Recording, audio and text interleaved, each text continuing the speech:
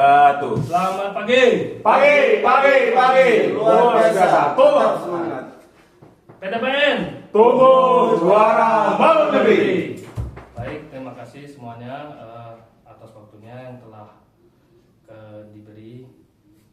Nah, itu kan? Oke. Di sini akan menginvestasi untuk hari ini yaitu perihal Koma Cloud menginvestasi batas digital di 2026. Dekade 2020-an adalah era kecerdasan buatan AI. Riset McKinsey Global Survey menunjukkan lonjakan adopsi yang masif 33%. Peningkatan adopsi AI dari tahun 2003 hingga 2005. Fase adopsi bergerak cepat dari sekedar eksperimen menuju implementasi dan penskalaan penuh di berbagai fungsi bisnis. AI pertanyaan infrastruktur yang krusial. Apakah kita harus berinvestasi pada infrastruktur cloud atau apakah kita harus memilih investasi mandiri atau on-premise? Krisis rantai pasok mengubah aturan main infrastruktur IT. Pertama itu istilah on-premise tidak berubah menjadi sistem besar dalam satu malam dan pasokan dengan masalah. Karena itu komponen krusial untuk pusat data modern seperti memori dan GPU mengalami kelangkaan global dan waktu tunggu yang sangat panjang. Realita di sekarang yaitu beban tersembunyi di sistem on-premise. Jenis tadi itu yaitu tidak berubah menjadi sistem besar dalam satu malam. Yaitu ada dua, ada biaya di muka, ada biaya yang berulang-ulang. Biaya di muka yang terlihat yaitu desain dan build. Untuk yang tersembunyi atau biaya yang berulang yaitu deploy, maintenance, dan update.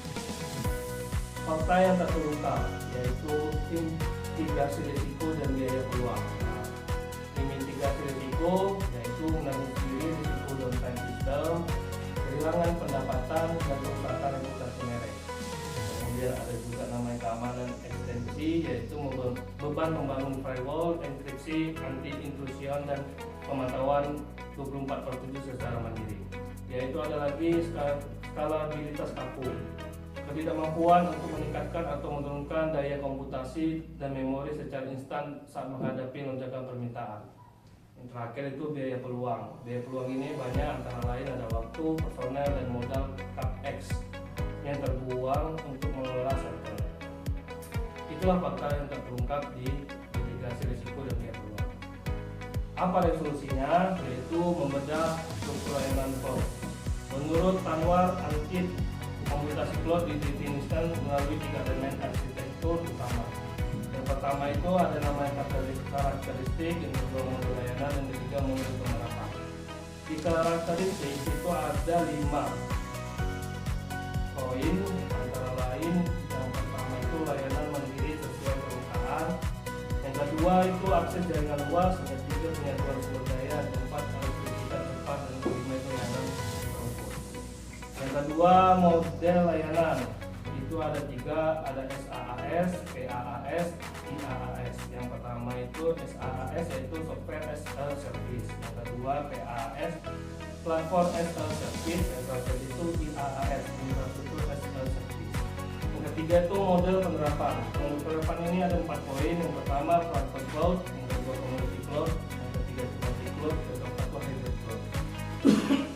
Tingkat tanggung jawab. Yang pertama itu on-premise, yang kedua IaaS, yang ketiga PaaS dan SaaS.